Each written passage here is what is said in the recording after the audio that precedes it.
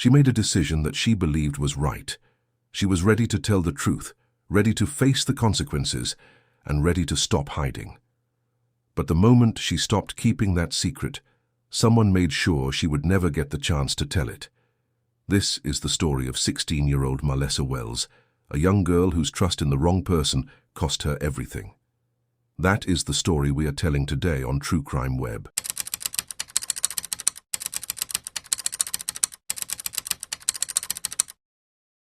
Every family eventually reaches a crossroads, that moment when the child they have spent years protecting begins asking for a little more freedom, a little more independence, and a little more room to simply breathe and grow into the person they are becoming. For Charles and Gloria Wells, that crossroads had arrived with their 16-year-old granddaughter, Marlesa. They trusted the young woman she was becoming. They believed with full confidence that they had prepared her to make smart decisions and navigate the very real and sometimes painful challenges that come with being a teenager in the modern world. And by every outward measure, by everything that anyone who knew her could see and testify to, Marlessa Wells was exactly the kind of young person any grandparent would be deeply proud to call their own. She was bright, and she was respectful, and she was kind, and she carried with her a warm, magnetic personality that drew people to her without her even trying to make it happen. Born in 1991, Marlessa had been raised for most of her life by her grandparents in Austell, Georgia, a quiet, unassuming suburb located just west of Atlanta, where the streets were familiar and the neighborhood felt safe, and the kind of tragedy that would eventually find its way to the Wells home felt like something that happened somewhere else, to someone else, never here. Their home was stable and structured and full of genuine love. Marlessa had initially attended Covenant Christian School before eventually transferring to South Cobb High School, where she had earned a reputation as a dedicated and hard-working student and an active and committed member of the school's marching band. She showed up. She put in the effort. She was the kind of student that teachers remembered long after the school year ended. Outside of school, Marlessa poured herself into her church community, where she sang in the choir with a voice that made people stop and listen. Music was not simply a hobby she had picked up to fill her afternoons. It was something she felt in the deepest part of herself, something that came from a place that words alone could not adequately reach or describe. People who loved her had given her a nickname that captured it perfectly. They called her a songbird, and those who had ever heard her sing understood immediately, and without any further explanation, exactly why that name had stuck. She had dreams that were real and specific and full of color. She wanted to attend college. She wanted to write songs that meant something. She wanted to build a career in music and carve out a life that was entirely and unapologetically her own, shaped by her own choices and her own hard work and her own extraordinary talent. Everyone who knew Marlessa believed without question that she had both the ability and the determination to make every single one of those dreams a reality. But behind the warmth and behind the laughter and behind the choir rehearsals and the Saturday mornings spent talking openly about the future, Marlessa Wells was quietly and carefully carrying a secret that the people who loved her most knew nothing about. And that secret, the one she had protected so deliberately and for so long, was about to collide with her life in the most devastating and irreversible way that anyone could have imagined. Charles and Gloria Wells were devoted grandparents in every meaningful sense of the word, but they were also protective ones, and that protectiveness came from a place of deep and genuine love. They had clear and firm expectations for Marlessa, expectations that had been established not to control her, but to guide her. School came first, always. Focus came before everything else. And dating, especially at 16 years old, was simply not something that they were willing to permit. Marlessa understood this. She had grown up inside those boundaries. She knew where the lines were drawn, and she respected the two people who had given up so much of their own lives to raise her and give her every opportunity they possibly could. But Marlessa was also a teenager, with all of the complexity and emotion and longing that comes with being that age, and somewhere along the way, she had fallen for someone. His name was Matthew Wilkins. The two had first crossed paths while they were both attending Covenant Christian School, and over time their friendship had slowly and quietly deepened into something that felt to Marlessa at least, like a great deal more than friendship. To anyone looking in from the outside, the relationship appeared to be exactly what it seemed on the surface. Two young people experiencing something new and exciting and a little bit terrifying for the very first time, navigating feelings they were still learning how to understand. There were no obvious warning signs in those early days, nothing that would have set off any alarms for anyone paying attention.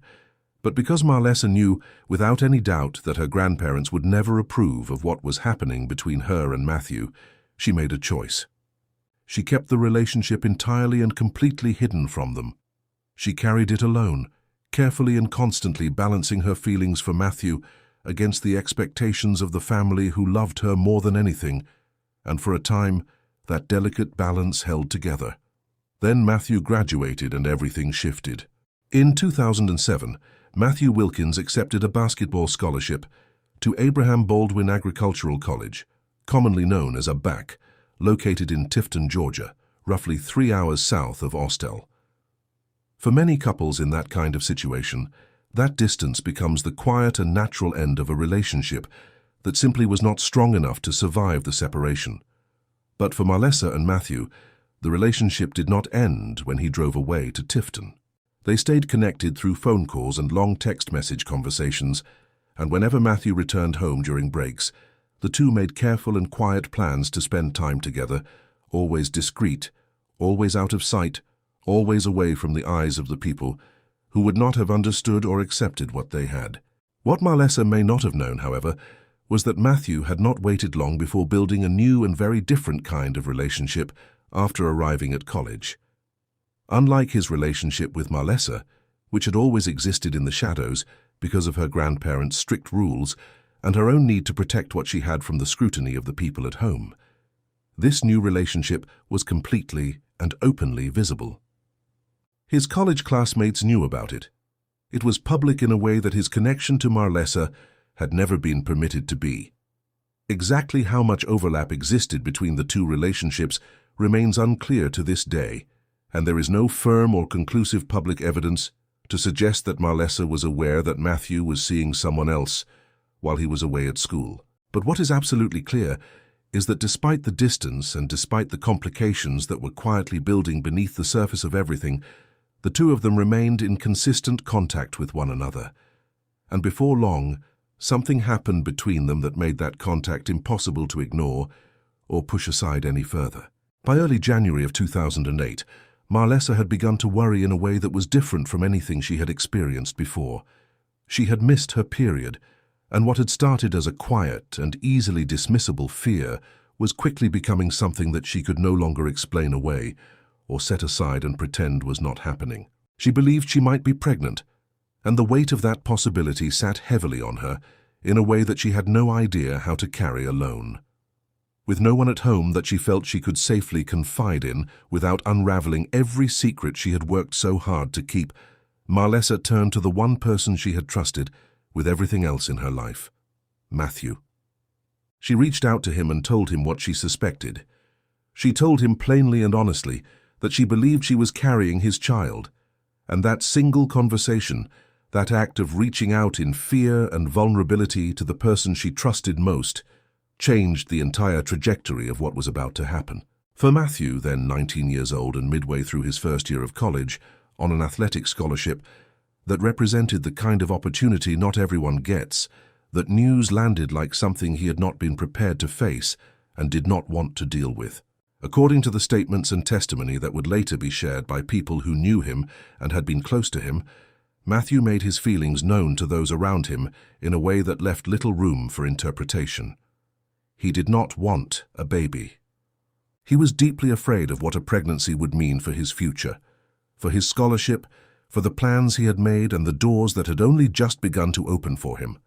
Multiple people would later tell investigators that Matthew had spoken openly and more than once about his desire for Marlessa to end the pregnancy and make the problem go away so that his life could continue on the path he had chosen. But Marlessa had already made her decision, and it was not the decision Matthew was hoping for. If she was pregnant, she was going to keep that baby, and she had made up her mind about that with a certainty that was not going to be moved by pressure or persuasion. She understood fully and completely what that decision meant. It meant telling her grandparents about the pregnancy. It meant telling them about Matthew and about the relationship she had hidden from them for so long.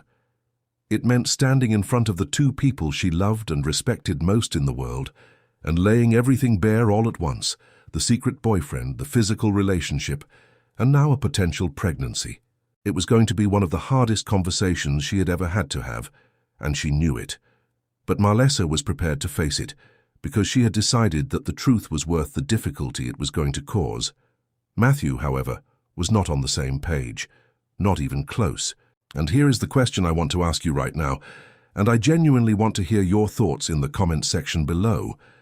When two people face an unexpected situation and find themselves on completely opposite sides of what to do next, at what point does that disagreement stop being just a disagreement and become something more dangerous? Think about that carefully as we continue forward.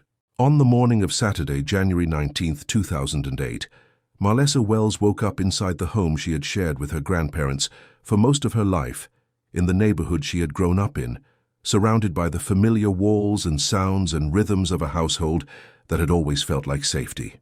The day started the way many of their Saturdays did, quietly, without urgency, with the kind of easy and comfortable pace that comes from being at home with people you love and trust completely. Her grandfather, Marvin, was home with her that morning, and the two of them spent part of that time the way they so often did, sitting together talking, simply being in each other's company, without any particular agenda or rush. Marvin loved nothing more than listening to his granddaughter talk about her future, and that morning Marlesa gave him plenty to listen to. She shared her dreams openly and without reservation: college, music, a career as a professional singer and songwriter, a life shaped entirely by her own choices and her own extraordinary voice. It was the kind of quiet, ordinary, deeply tender conversation that families have all the time without ever stopping to realize how precious it truly is, without ever knowing that it might be the last one. But while that conversation was happening in one part of the house, something else was unfolding at the same time, just out of sight of her grandfather. Throughout the course of that morning, Marlesa had been exchanging calls and text messages with Matthew. He had driven back to the Austell area from Tifton, making the roughly 3-hour trip home, and the two had made plans for him to come to her grandparents' house so that they could finally sit down face to face and talk through everything that had been left unsaid. The pregnancy, what it meant, what they were going to do, where they went from here. Later that morning, Marvin and Gloria Wells left the house together to attend the funeral of a close family friend. They had absolutely no reason to worry about leaving Marlesa at home. She was 16 years old and trustworthy and capable, and they had every expectation of returning in a few hours to find her exactly where they had left her, safe inside the home that had always been her sanctuary. They did not find her safe. They did not find the afternoon they had expected when they pulled back into the driveway. Sometime after her grandparents left, Matthew Wilkins arrived at the Wells home, and Marlesa let him in. What was said during the time the two of them were alone inside those walls is something that the rest of the world will never fully know, because only one of the two people who were present for that conversation survived it. But what investigators would later painstakingly and carefully reconstruct through physical evidence, forensic findings, and the testimony of witnesses painted a picture of sudden, overwhelming, and catastrophic violence that left absolutely nothing to ambiguity. At some point during whatever conversation occurred inside that home, something shifted, and the attack began. Matthew stabbed Marlesa more than 60 times, with the vast majority of those wounds concentrated around her head and neck in a pattern that spoke to the sustained and targeted nature of the violence. He repeatedly slammed her head against the porcelain surface of the toilet in the basement bathroom of the home.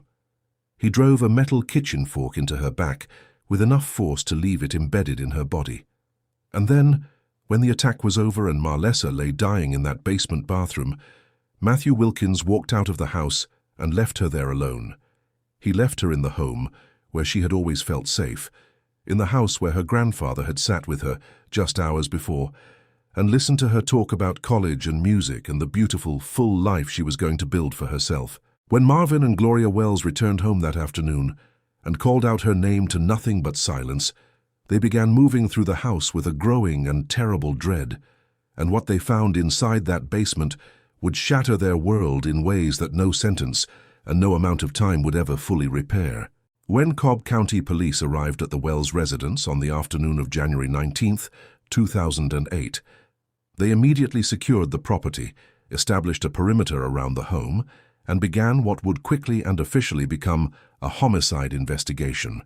Crime scene investigators moved through every room of the house with careful and deliberate precision, photographing every surface, documenting every detail, and collecting every piece of physical evidence they could identify that might eventually help them reconstruct what had happened inside those walls during the hours that Marlesa had been left alone. The basement bathroom received particular and sustained attention from the team, given the nature and concentration of the violence that had occurred there. Every piece of evidence collected in those early hours was treated with the understanding that it would likely become critical to identifying and prosecuting the person responsible for what had been done to Marlessa Wells. As the crime scene team worked, detectives began the parallel process of interviewing Marlesa's grandparents and extended family members in an effort to piece together her final hours and understand who she had been and who had been in her life. Charles and Gloria Wells confirmed their own whereabouts for the afternoon, explaining clearly that they had been away from the home attending a funeral during the time frame in which the attack had taken place. They also told investigators something that would prove immediately significant to the direction of the investigation. They had not known that Marlesa was seeing anyone. As far as they were aware, she had not been in a romantic relationship of any kind. But as detectives expanded their interviews beyond the immediate household and began speaking with Marlesa's friends and wider circle of family members, a fuller and considerably more complex picture of her personal life began to take shape and come into focus. Several people confirmed that Marlesa had been secretly dating a young man named Matthew Wilkins, and one specific conversation that investigators were told about immediately elevated the entire inquiry. Marlesa's cousin told detectives that she had spoken with Marlesa on the evening of Friday, January 18th, just one single night before her death, and that during that phone conversation, Marlesa had confided that she believed she was pregnant and that Matthew Wilkins was the father of the child she was carrying. She had also told her cousin that Matthew was planning to come to the house the very next day so that the two of them could sit down together and talk through the situation in person. With that one piece of information, investigators suddenly had both a clearly plausible motive and a specifically identified person of interest, and they moved forward without hesitation. They obtained emergency access to the cell phone records for both Marlesa and Matthew, and immediately began working through the data with a focus and urgency that the situation demanded. What those records revealed was immediately and powerfully significant. The two had exchanged dozens of calls and messages on the day of the murder alone. Cell site data additionally showed that Matthew's phone had been connecting to towers located approximately 1.5 miles from the Wells home during the precise time frame in which investigators believed the fatal attack had taken place, putting his device in direct proximity to the scene at the critical moment. When detectives first made contact with Matthew Wilkins and sat down to speak with him, he told them clearly and without apparent hesitation that he had not been anywhere near Austell on that day. He denied going to the Wells home.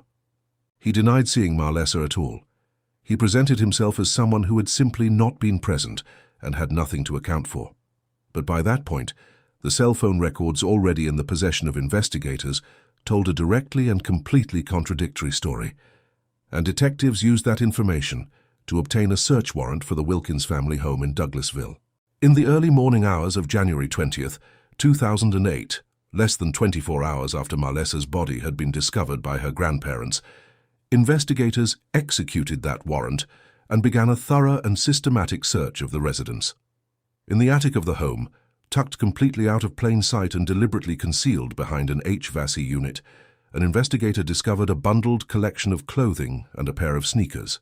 On the shoelaces of those sneakers, there were clearly visible stains that appeared to be blood.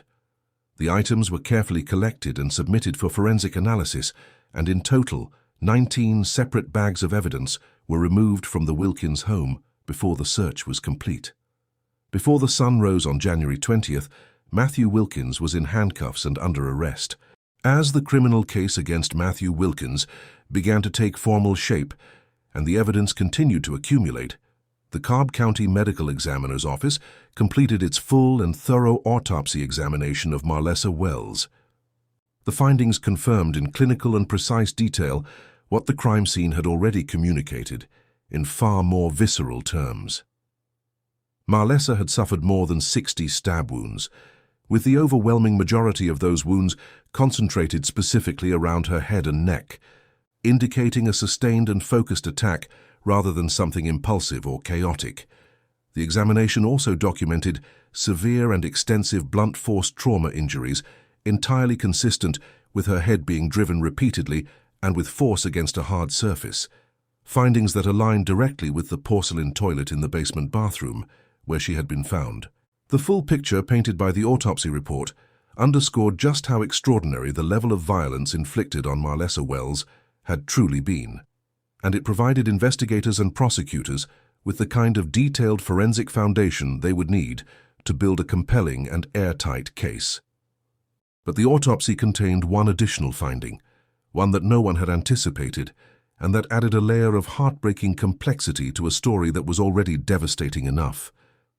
Despite Marlessa's genuine and sincere belief that she was pregnant, despite every conversation she and Matthew had been having in the days leading up to her death about what the pregnancy would mean and what they were going to do about it, the medical examiner found no evidence of a pregnancy at all.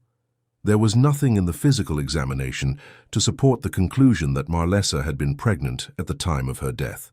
Whether she had experienced a delayed menstrual cycle caused by stress or some other factor, whether she had misread the signs her body was giving her, whether something else entirely had led her to that conclusion, none of that can ever be known with certainty. What can be stated with absolute and undeniable certainty is this: both Marlessa and Matthew had believed she was pregnant. That shared belief had driven every conversation between them in those final days. That belief had shaped every decision that had been made and every plan that had been set in motion. And that belief, as it turned out, had been enough to set these terrible events into motion and bring them to their unthinkable conclusion. A 16-year-old girl was murdered, brutally, violently, and without mercy, over something that was never even medically confirmed to be true.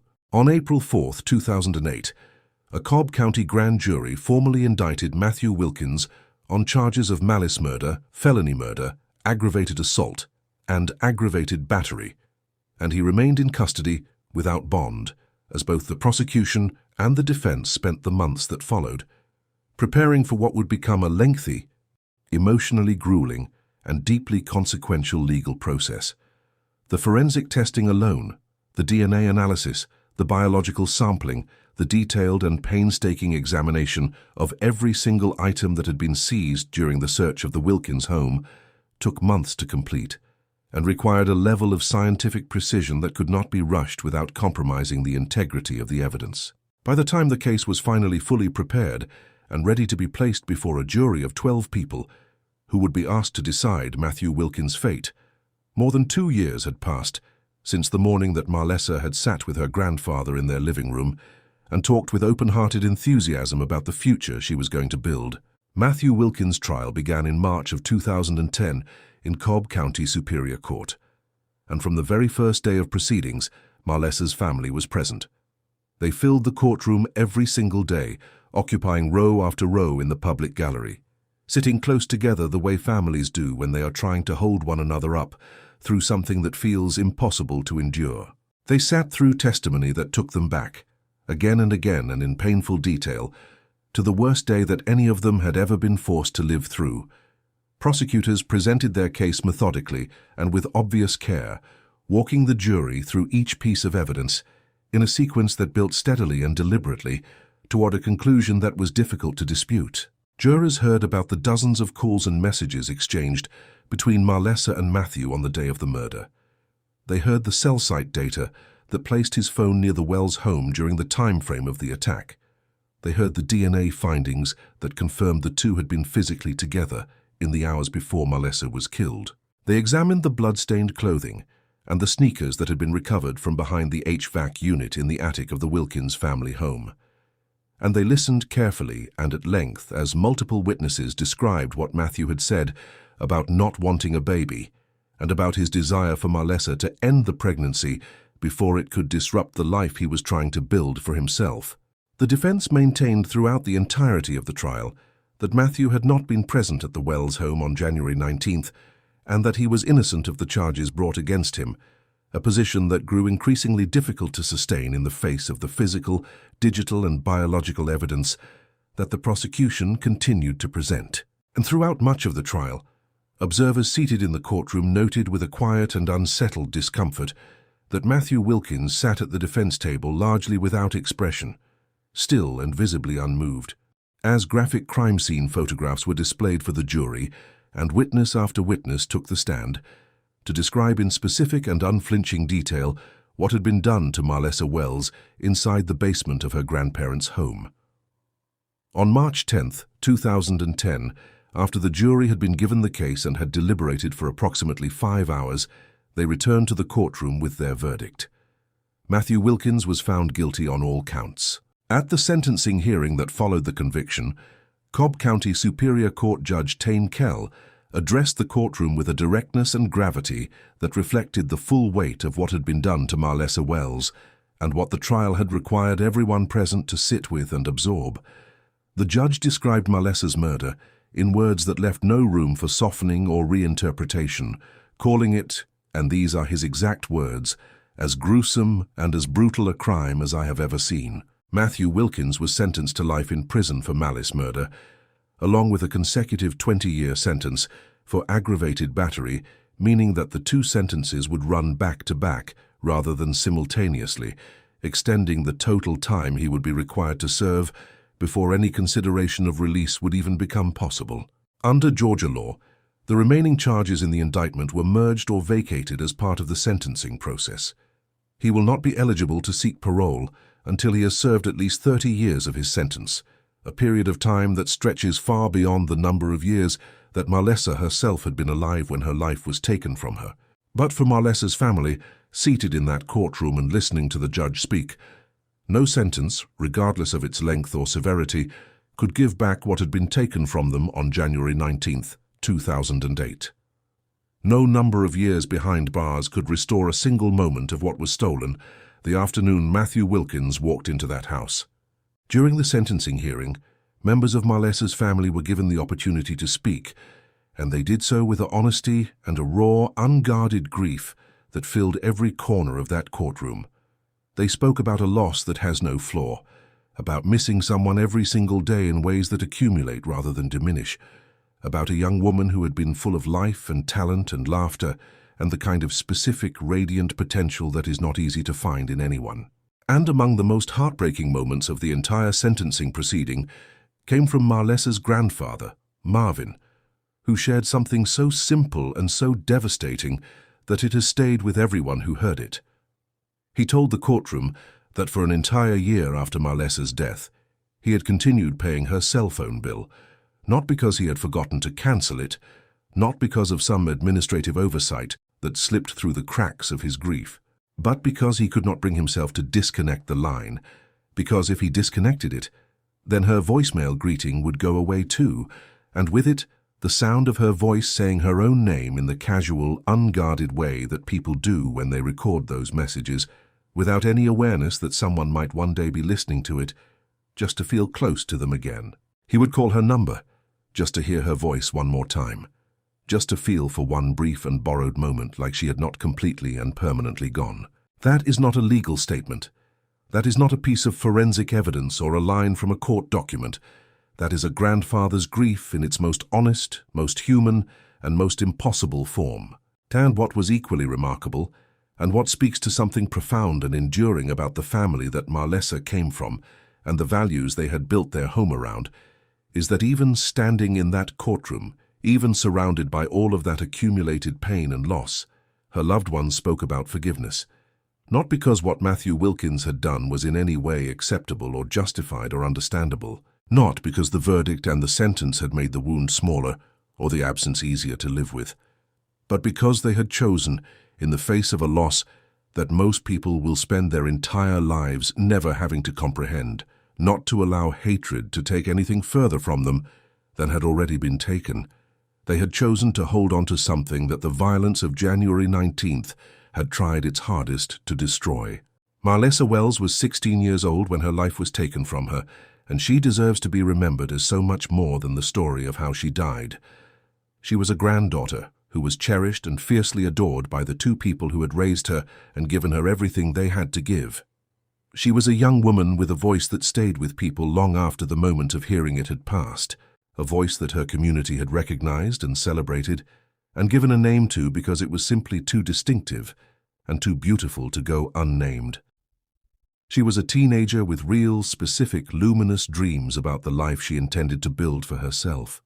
Dreams about college and music and songwriting, and a career that would let her share the things she loved most with the rest of the world. She was the girl who showed up to choir rehearsal and marching band practice and Sunday services and Saturday morning conversations with her grandfather with equal amounts of dedication and warmth and presence. She was not defined by the way she died. She was defined by the way she lived, and the people who loved her carry that version of her, the full, vibrant, dreaming version of her, forward with them every single day. She deserved more time. She deserved the chance to sit in a college classroom and find her footing and figure out exactly who she was going to become.